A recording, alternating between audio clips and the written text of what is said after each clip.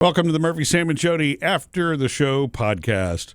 And, one thing that Jodi gets frustrated with herself is she doesn't feel like she's tech savvy. Uh-huh. I'm not. You feel technically challenged with things, but there's nothing wrong with that. Everybody has their different, skills and things that they're interested in. Some things connect, some things don't. There are days when I've made my peace with it. Yeah. Whatever. I don't want to be really tech savvy. It makes me feel like the lesser of the brains in a lot of rooms, but I still have no desire. Well, the thing is, you're married to Murphy. I know. And it's hard to out-tech that. Why would I try? I can't out-tech Murphy. So, yeah, I can see how it makes you feel that way. Well, I was just thinking about this the other day. I wonder what story we're about to tell.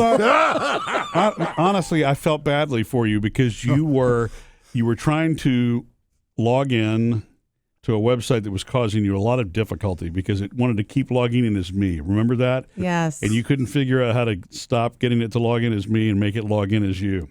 Yes. Yeah, that's when I had to take that training that I thought I had already taken. I know. Now, of course, Sam is wondering, how is that possible? No. Yeah, that thing I just said, forget about that. Don't worry. No, but you were frustrated with it. It used to bother me for you because they're like, well, this is simple. You need to be able to do these things yourself without getting stuck. And I think I had a little impatience at one point. In fact, you really didn't want me in the room at one point trying to teach you how to do things because you felt I was impatient. You that night? I don't No, not this night. I'm talking years ago. Years ago, you would not She's want still me that to, way. She wants you to stand behind her and tell her, but let which her is do fine. it. Let me do it because that's how I learn. Learn by doing, but there was there was one particular program that you and I were working with years ago, and I guess I would get frustrated, and you didn't like that, and so yeah, I wasn't as patient with you as I should have been, right? Why are we bringing that up? I don't. Well, no, I'm just saying.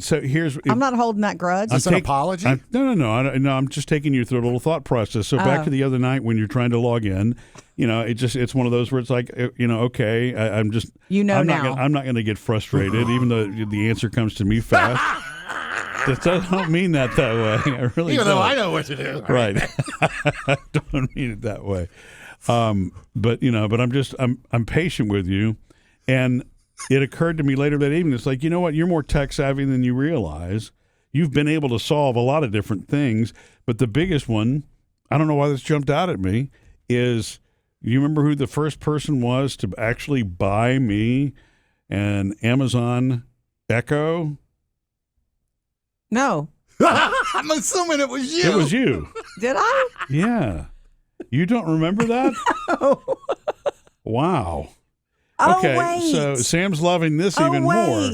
You did. You got it for me for Christmas one year. Right, because they had just come out. Our friend had one in his house. Yeah. And we were over for a party. Oh. And our friend was speaking to it, and Murphy's like, "What's that?" And he's like, "This is my assistant." And I was like, "Oh gosh, I got to buy one of these." My assistant. Yeah, or it's. Well, he called it the Amazon Echo, and I guess it was Alexa by that point. So this is probably maybe 2015, 2015, maybe somewhere in there. And but that was Brandon. That Christmas I opened it up and I was like, whoa! I was blown away because I didn't think about that for myself. Mm-hmm. But you got that for me, and it was the coolest thing in the world. And I got rid of that Echo. Now I almost wish I'd have kept it. It was crazy. It was insanely heavy. Yeah. It was like a pipe, straight up, and you had to keep it, I guess, plugged into its power source. It would immediately go out on you or something like that. Yeah. But anyway, but you did that. You thought that. So I guess I'm saying you have more tech savvy to yourself. Thank you for trying to throw me this bone. So 10 years ago. I really did start this out right. I want to say this. I've learned and this is important for anyone because we all struggle in certain areas. We do. I've learned to completely forgive myself for that. Good, I I'm have glad. Other lanes where I really excel. used to get mad at yourself. Oh gosh, I was comparing myself. I started working with you guys, and I would compare myself to you guys in the room, and it was like, why would I have done that to myself? It's that classic thing where you are not comparing yourself to where you're competing with people around you instead of you should be thinking about where you were a month ago or a year ago. In other words, only compete with yourself or look at how you've grown only and stop comparing yourself to others. And so, of course, why would I compare myself to you? There were certain things that you understand that I'm just not wired that way. Sam is the same. I'm not wired like Sam, but you guys aren't wired in my ways, which also, it's not your strength. Yeah. Oh, I agree with that. Details. Well, if I write the details down, great. It's sticking up here that's the, Yeah. But the world would be a really boring and not a very innovative place to be if everybody had the same skills and everybody was identical. Think about that. Another brick in the wall. Right, exactly. It's differences in opinion and different viewpoints that really creates things like a team. Amazon Echo, for example, or whatever. Yeah. Right, exactly. They kind of come out of nowhere.